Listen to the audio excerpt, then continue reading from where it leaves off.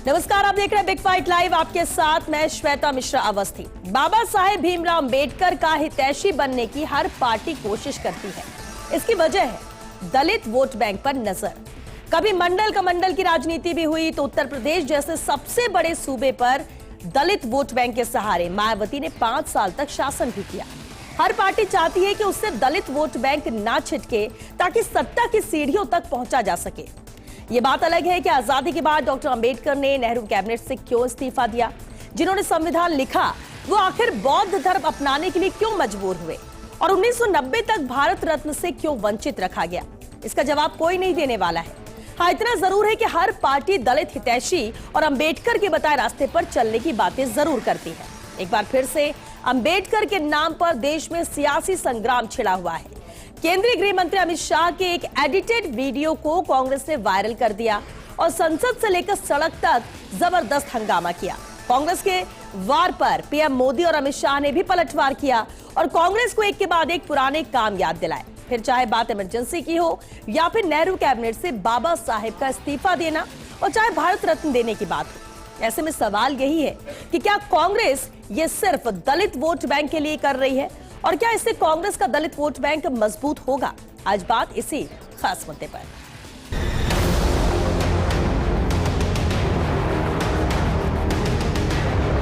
जिन्होंने जब तक सत्ता में रहे बाबा साहब को भारत रत्न मिलने नहीं दिया, जिन्होंने जब तक सत्ता पर रहे आरक्षण के सिद्धांतों की धज्जियां उड़ाई, वो लोग आज बाबा साहेब आम्बेडकर के नाम पे भ्रांति फैलाना चाहते हैं। अगर इतना ही नाम भगवान का अगर आप लेते 7 जन्मों का स्वर्ग आपको प्राप्त होता।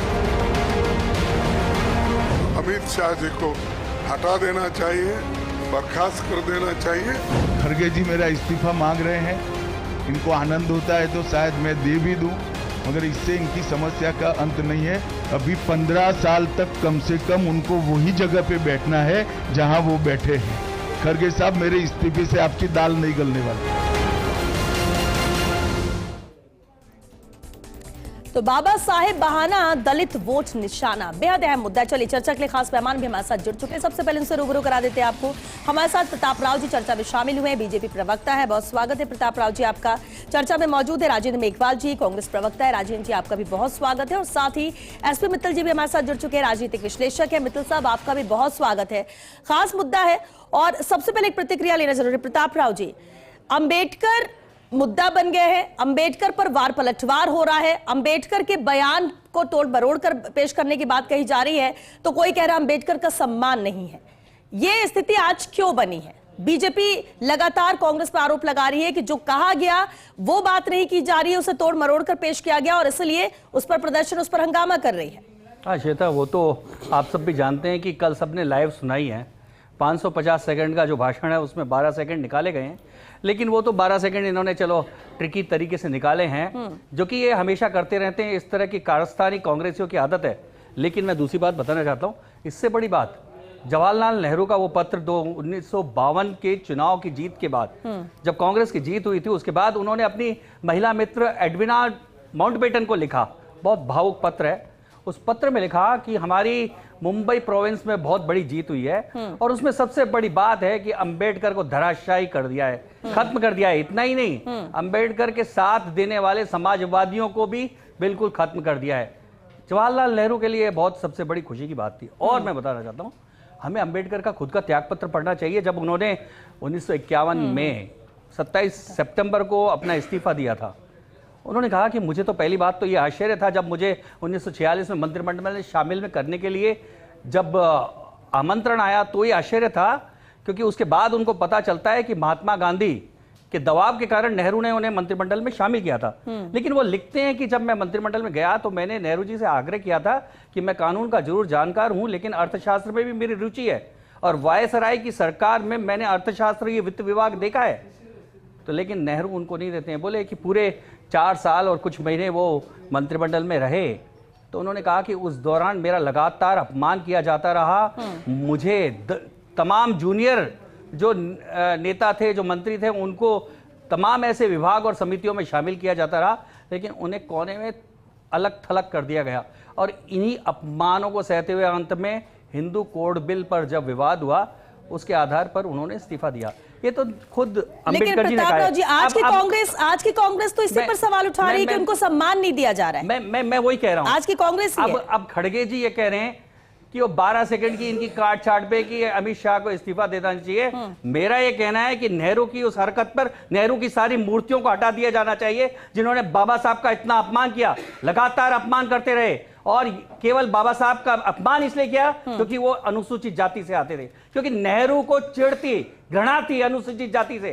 वो जातिवाद के पक्के समर्थक थे, उन्हें कोई पसंद नहीं था। उन्होंने यहां तक कि बाबा साहब अंबेडकर को बाहर रखने के लिए गांधी जी को एक सहारा लिया कि जगजीवन राम को हम ला रहे हैं ना, अंबेडकर की क्या जरूरत है। देखिए, कांग्रेस के पितृ पुरुष नेहरू इतनी घृणा करते थे उनसे, ये पूरा इतिहास है। उसके बाद के तो इतिहास है ही कि किस तरह से खुद नेहरू ने अपने आप को भारत रत्न दिया, इंदिरा गांधी ने दिया, लेकिन बाबा साहब को नहीं दिया गया भारत रत्न, जिनको कहा जाता है कि जिन्होंने संविधान का निर्माण किया, जिनके संविधान के आधार पर ये लगातार प्रधानमंत्री बनते रहे, एक ही परिवार के लोग प्रधानमंत्री बनते गए, उन्होंने बाबा साहब को। ठीक है प्रतापराव जी, यही बातें प्रेस कॉन्फ्रेंस के दौरान अमित शाह ने भी कही। राजेंद्र मेघवाल जी हमारे साथ हैं। राजेंद्र जी, कांग्रेस संविधान की बात करती है, कांग्रेस बाबा साहेब की बात करती है, उनके सम्मान की बात करती है, लेकिन एक वो भी कांग्रेस थी जिसका जिक्र जवाहरलाल नेहरू को लेकर जो जिक्र ये कर रहे हैं, जो जिक्र प्रेस कॉन्फ्रेंस के दौरान अमित शाह ने किया, और कहना यही कि कांग्रेस सिर्फ दलित वोट बैंक के लिए ये सब कुछ कर रही है। एक जवाब इस पर स्पष्ट कर दीजिए। देखिए, कांग्रेस पार्टी के सर्वमान्य नेता थे पंडित जवाहरलाल नेहरू, और पंडित जवाहरलाल नेहरू जी ने ही बाबा साहब भीमराव अंबेडकर को पहला कानून मंत्री बनाया देश का, उनको संविधान बनाने की जिम्मेदारी दी। और मैं तो यहाँ ये कहना चाहता हूँ कि बाबा साहब का अपमान नहीं सहेगा हिंदुस्तान। ये सवाल इसलिए है क्योंकि मैं एक दलित हूँ, मेरे पार्टी के राष्ट्रीय अध्यक्ष हैं मल्लिकार्जुन जी खड़गे, वो भी दलित हैं। ये पीड़ा दलितों की है। जिस तरीके से 12 सेकंड के वीडियो में बाबा साहब का मखौल अमित शाह जी ने उड़ाया, उसका कोई भी उनके इवन इस्तीफा देने से या मंत्रिमंडल से बर्खास्त करने से भी उनका अपराध खत्म नहीं हो जाता। सदियों से पीड़ित, वंचित, दलित, शोषित वर्गों के लिए वो एक तारणहार थे। वो भगवान की उसमें विश्वास नहीं करते थे, लेकिन उन्होंने उन तमाम पीड़ित वर्ग के लिए, वंचित वर्ग के लिए इस धरती को स्वर्ग बनाया। उनके लिए वो जो वो नरक का जीवन जीते थे, उनको स्वर्ग दिया। तो ये बात कहना कि भगवान का नाम लोगे तो 7 पीढ़ियों में स्वर्ग आ जाएगा, नहीं, हम बाबा साहब का नाम लेंगे और बाबा साहब ही हमारे तारणहार है। और तो और मैं बताऊं, बाबा साहब ने हिंदू धर्म क्यों छोड़ा? बाबा साहब ने हिंदू धर्म इसलिए छोड़ा कि बाबा साहब हिंदू धर्म के अंदर छुआछूत, जातिवाद, वर्ण व्यवस्था, ऊंच नीच, भेदभाव, शोषण, खासकर उस वंचित वर्ग का, दलित वर्ग के शोषण के खिलाफ थे। तब उन्होंने 14 अक्टूबर 1956 को अपने 3,65,000 अनुयायियों के साथ में नागपुर के अंदर बौद्ध धर्म अपनाया था। आज ये हिंदू हृदय सम्राट बैठे हैं, आज बाबा साहब करते हैं। ये बात बताइए, बाबा साहब के उस स्टैंड पे इनका क्या स्टैंड है? आज और तो और इनको ये जवाब देना पड़ेगा। 6 दिसंबर बाबरी मस्जिद, 6 दिसंबर को बाबरी मस्जिद के विध्वंस का इन्होंने फैसला क्यों लिया? क्योंकि वो बाबा साहब की न्याय व्यवस्था, जो कि मामला विचाराधीन था, उस न्याय व्यवस्था को ध्वस्त करना चाहते थे। 6 दिसंबर का दिन, जो कि बाबा साहब का परिनिर्वाण दिवस है, उस दिन इन्होंने बाबरी मस्जिद का विध्वंस किया। आज इनमें से एक भी भाजपा का नेता मीडिया में आकर या संसद के पटल पर यह बात कहे कि हमने बाबरी मस्जिद तोड़ी है, तो मैं मान जाऊंगा। बाबा साहब का नाम लेने से ये लोग बाबा साहब के तेजी नहीं हो जाते। एक जवाब नहीं, बात इतना नहीं ना, आपको भी आपने पूरा समझ लिया। आपने ज्यादा वक्त लिया ना राजेंद्र जी, गलत बात जवाब भी तो लेने आज दीजिए। ये विषय मेरा है, इनका कोई विषय नहीं, ये दलित नहीं है। मुझे पीड़ा है, मैं बोलूंगा कि क्या किया है अमित शाह ने। तो जगह प्रधानमंत्री मोदी को अमित शाह को बर्खास्त करना चाहिए 12 बजे से पहले। मेरे को जवाब राजेंद्र जी, ठीक है, आप कह रहे दलित होने के नाते ये दर्द है, बिल्कुल ठीक है, और आपको इसलिए पूरा वक्त भी दिया, आपने पूरी बात रखी है, लेकिन आप जो सवाल उठा रहे हैं, नहीं, जो आप टाइम देख लीजिएगा, आप टाइम देख लीजिएगा, बिल्कुल टाइम देख लीजिएगा, बिल्कुल आप टाइम देख लीजिएगा, मुझे पता है, मुझे पता है। एक जवाब इस पर, एक जवाब इस पर। आप जो सवाल कर उसका जवाब भी तो लेना, इसके बाद आप बात रखिएगा। सवाल का जवाब तो सेकंड राउंड में ले लेते हैं। मुझे बहुत ही प्रसन्नता है कि राजेंद्र जी कांग्रेस में रहते हुए बाबा साहब का इतना गुणगान कर रहे हैं, क्योंकि जिस नेहरू ने, अरे ये कांग्रेस ही है जिसने सुनिए, बाबा साहब की सुनिए तो लेगेसी सही, को स्थापित किया। सुनिए तो सही, देश में संविधान अभी फिर कांग्रेस पार्टी की अब ये बदौलत जवाब है। नहीं आएगा तो कैसे? प्रताप जी, मुझे- ये बहस नहीं करना कांग्रेस पार्टी की चाहते, बदौलत फिर है। मैं बोलना शुरू करूं बीच में? राजेंद्र जी, एक नहीं, नहीं, सेकंड। बोलना क्या है? चर्चा कर रहे हैं राजेंद्र जी, राजेंद्र जी, राजेंद्र जी, राजेंद्र जी, मैं बोलना शुरू करूं क्या? राजेंद्र जी, आप सबसे एक पहले सेकंड। नेहरू से मांगिए, आप ये बताइए, नेहरू की मूर्ति आप ये हटाइए, बताइए, मनुस्मृति जिसने बाबा साहब का अपमान किया, आप नेहरू को हटाइए, कांग्रेस के मित्रपुरुष से हटाइए, मनुस्मृति वाले गांधी लोग, परिवार को मनुवादी गलत सोच कीजिए। वाले लोग गांधी परिवार आज को बाबा गलत साहब का है। नाम लेते हैं। बाबा अरे साहब ने सर, ऐसे किया। बाबा साहब का कांग्रेस अपमान है, में आपके मुंह से उनका नाम केवल लेना। दलितों का बाबा साहब का अपमान है, अपमान आप होगा। उनका नाम नेहरू ले के लो, अपमान तो ये के अपमान है कारण बाबा साहब चलो का। ठीक है। अरे राजेंद्र जी, प्रताप जी, एक सेकंड, एक सेकंड, बस प्रताप राव जी, एक सेकंड, राजेंद्र जी, राजेंद्र जी, राजेंद्र जी, उनको राजेंद्र जी, सुनिए, आज की बात करते हैं, क्योंकि प्रदर्शन भी कांग्रेस कर रही है और उसके खिलाफ भी, और कहना ये कि अपमान किया जा रहा है। हमारे साथ विश्लेषक भी है, उनका भी रुख कर लेते हैं। एसपी मित्तल साहब, देखिए, दोनों तरफ से अपनी अपनी बात कही जा रही है, लेकिन सवाल ये है कि क्या बाबा साहेब अंबेडकर का नाम सिर्फ मुद्दा बनाने के लिए, सिर्फ दलित वोट बैंक के लिए, ये वाकई में उनके सम्मान के लिए कोई लड़ाई लड़ना चाहता है, कोई उनके हक की बात कर रहा है?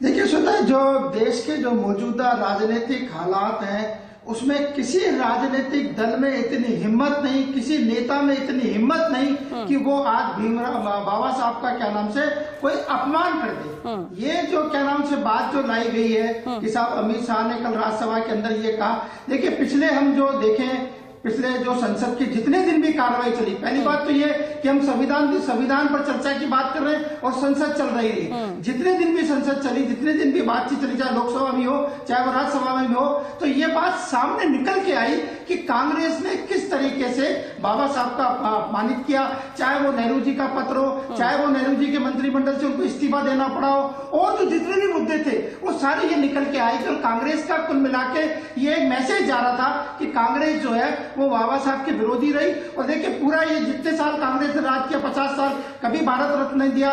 वीपी सिंह की सरकार आई जब 1990 में क्या नाम से बाबा साहब को भारत रत्न दिया गया, ये सारी बात निकल के आई।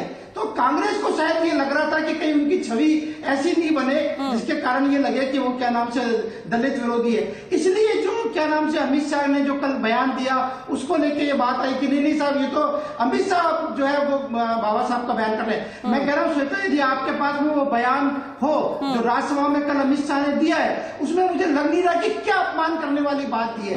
एक मुहावरे के रूप में उन्होंने बात की, और पूरा यदि आप बयान सुने तो मुझे नहीं लगता कि क्या नाम से अमित शाह के बयान से ये बात झलकती हो कि उन्होंने क्या नाम से भीमराव अंबेडकर का, लेकिन मित्तल साहब, ऐसा लगता है।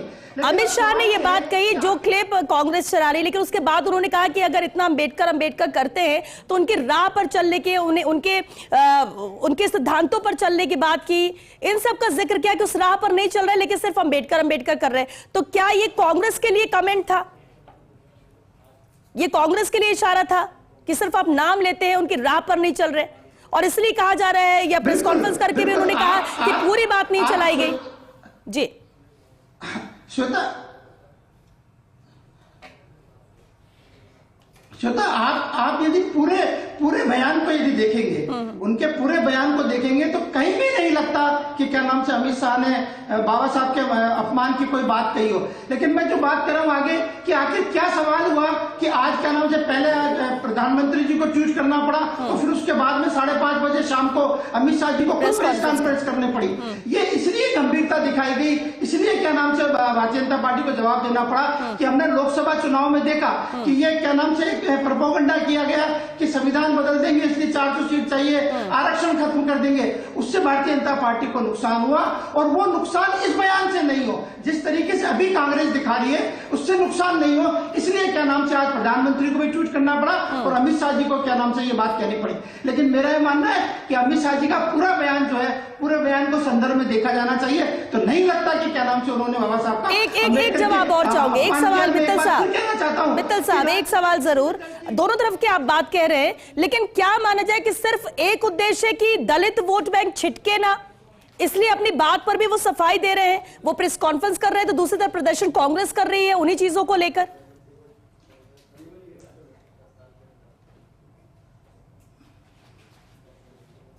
बिल्कुल बिल्कुल, क्योंकि क्या नाम से लोकसभा चुनाव में भारतीय जनता पार्टी को नुकसान उठाना पड़ा 2 मुद्दों को लेके कि क्या नाम से यदि 400 सीट आ गई तो संविधान बदल देंगे और आरक्षण खत्म कर देंगे, जबकि ऐसा था नहीं।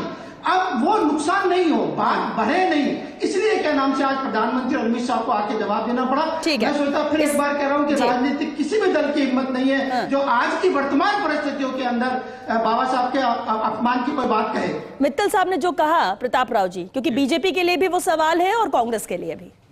नहीं, बिल्कुल मित्तल साहब जो कह रहे हैं वो बिल्कुल ठीक बात है कि कांग्रेस की भी कोई औकात नहीं है जो लगातार अपमान करती आई कि वो सार्वजनिक रूप से ये बोल जाए। मैं दूसरी बात अभी क्योंकि राजन जी ने कही तो मैं बताना चाहता हूँ, वो बार बार कहते हैं कि बाबा साहब ने धर्म बदला।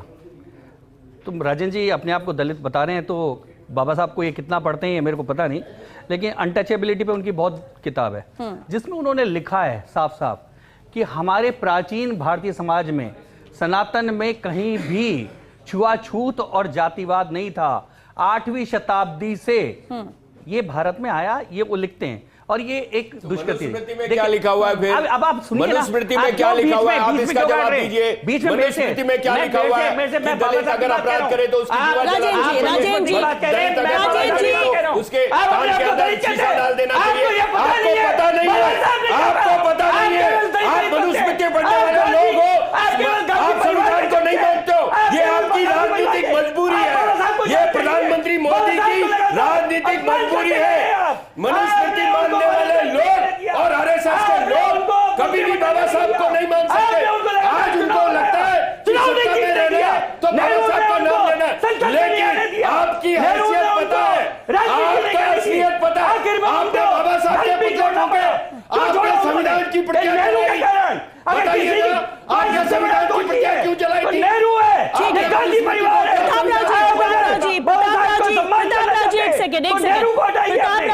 प्रताप राव जी, आप भी बाबा साहब के सम्मान की बात करते हैं, राजेंद्र जी भी यानी कांग्रेस भी सम्मान की बात करते हैं, लेकिन राजेंद्र जी एक सवाल का जवाब जो बीजेपी बार बार बोल रही है, जवाहरलाल नेहरू नहीं चाहते थे, वो चाहते थे वो हार जाए, वो उनके साथ नहीं थे, वो उनके अगेंस्ट में खड़े थे, और इसके बाद भी आज की कांग्रेस उनके साथ देने की बात कर रही है।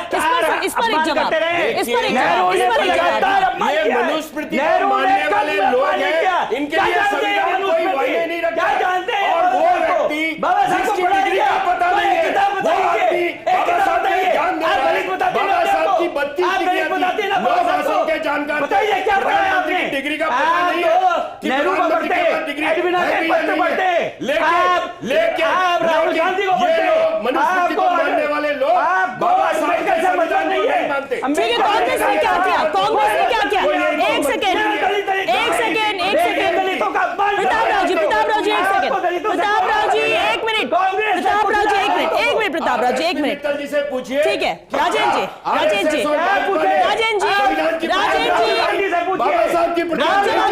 जवाब देंगे, मैं आपसे सवाल करूं। एक सेकंड प्रताप राव जी, कांग्रेस ने क्या किया? आपने बंचो थोट पड़ा? आप लोग चर्चा नहीं करते, आरोप लगा लीजिए।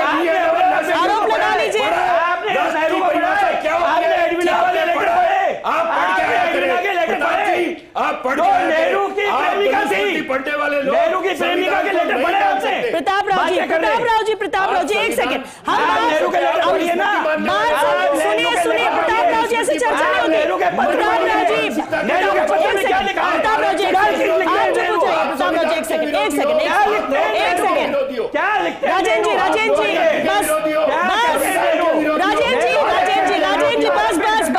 राजेंद्र जी बस एक सेकंड, हम चर्चा कर रहे हैं यहाँ पर, आप लोग तो ऐसे आमने सामने दुश्मन खड़े हो। एक सेकंड राजेंद्र जी बस आप बात सुन रहे हैं। मित्तल साहब देखिए, ये एक दूसरे पर आरोप प्रत्यारोप लगाएंगे, चर्चा तो खैर कोई करना नहीं चाह रहा है, सब एक दूसरे पर आरोप लगा रहा है। हम आज की बात कर रहे हैं, अगर आज इस मुद्दे पर बात हो रही है और अगर सम्मान की बात हो रही, संविधान की बात हो रही, बाबा साहेब के को लेकर बात हो रही, तो उस पर वजह क्या? ठीक है, अगर हम आपकी बात मान लें, मेरी बात सुनिए, मैं आपको कह रहा हूं कि ये मुद्दा कहां तक जाएगा? एसपी मित्तल साहब बस राजेंद्र जी बस करिए, बस सुन लेने दीजिए जी। मित्तल साहब जवाब दीजिए। दी, सुनिए उन्हें। ठीक है, मित्तल साहब भी नहीं जानते। ठीक है, राजेंद्र जी, आप ही सब जान रहे हैं। चुप हो जाइए, चुप हो जाइए। मित्तल साहब, अपमान किया, प्रताप राव जी, बात सुनिए। आप लोग बस हो गया राजेंद्र, बस राजेंद्र, बस हो गया सर, हो गया। आपको प्रताप राव जी चुप होइए। प्रताप राव जी, ऐसी चर्चा नहीं होती। आप बीजेपी कांग्रेस को रिप्रेजेंट कर रहे हैं, ऐसी चर्चा नहीं होती है सर। हमने बनाया जी मित्तल साहब, जवाब दीजिए। मित्तल साहब जवाब दीजिए, बस सुनिए उन्हें सुनिए। राजेंद्र जी, आप बदलते रहे। राजेंद्र जी एक मिनट सुनिए। राजेंद्र जी एक मिनट मित्तल साहब जी, एक मिनट। जी देखिए मेरा ये कहना है, देखिए मेरा ये कहना है, मेरा श्वेता, मेरा ये कहना है जी, मेरा ये कहना है। स्मृति पे बोलो। अरे एक मिनट रुकिए राजेंद्र जी, बस करिए, आप चर्चा को बस डिरेल करना आता है, आपको कुछ नहीं। कभी चर्चा काट साफ नहीं करते, मुद्दे पर नहीं करते, कोई जवाब नहीं देते आप। दलितों को दबाया। फाइनल कमेंट, एक सेकंड। मित्तल साहब फाइनल कमेंट। मित्तल साहब फाइनल कमेंट। अरे नेहरू पे बोलिए मित्तल साहब। आपकी श्वेता, मेरा ये कहना है, कोई भी राजनीतिक दल हो, चाहे वो, सुनिए आप सुनिए राजेंद्र जी, यही तो बात है, यही तो बात है। एक मिनट रुकिए, आप बोलेगा क्या? आप कुछ नहीं बोलेगा राजेंद्र जी, सवाल का जवाब आपने। रुकिए मित्तल साहब एक तरफा। श्वेता, मेरा ये कहना है जी कि कोई राजेंद्र जी, मैं आपकी बात कर रहा हूँ, मैं आपकी बात कर रहा हूँ राजेंद्र जी, आपकी बात कर रहा हूँ। लीजिए उन्हें, सुन तो लीजिए, बोलने तो दीजिए उन्हें। जी मित्तल साहब बात पूरी कीजिए। आप सुनो तो सही राजेंद्र सुन जी, रहे हैं आप बात पूरी कीजिए। राजेंद्र जी सुनो तो सुन, मैं आप ही की बात कर रहा हूँ, मैं आप ही की बात कर रहा हूँ जी, राजेंद्र जी। मैं ये कह रहा हूँ श्वेता, जी आप कहने का मौका तो दें। श्वेता, मेरा ये कहना है कि कोई भी राजनीतिक दल हो, कोई भी राजनीतिक दल हो, जी। अच्छा हो कि वो ये बताए कि उसने बाबा साहब के लिए क्या करा। बाबा साहब ने देश के संविधान को बनाने में, देश को संविधान को चलाने में बहुत महत्वपूर्ण भूमिका निभाई। चाहे वो कांग्रेस हो या भाजपा हो, ये बताए कि उन्होंने क्या करा बाबा साहब के लिए। सवाल किया था राजेंद्र जी ने जवाब नहीं दिया, राजेंद्र जी ने इसका जवाब नहीं दिया। बाबा साहब के आरक्षण की व्यवस्था कांग्रेस पार्टी ने लागू की। सुन लीजिए, बदल दिया। एसपी मित्तल जी सुन लीजिए, इन्होंने क्या किया। नेहरू, इंदिरा, राजीव ने केवल संविधान को खत्म किया। चलिए, क्योंकि वक्त खत्म हो गया है और वक्त आपने किस तरह से जाया किया और कितने चर्चा की, आप भी बेहतर समझते हैं। फिलहाल के लिए शुक्रिया आप सभी का इस चर्चा में शामिल होने के लिए।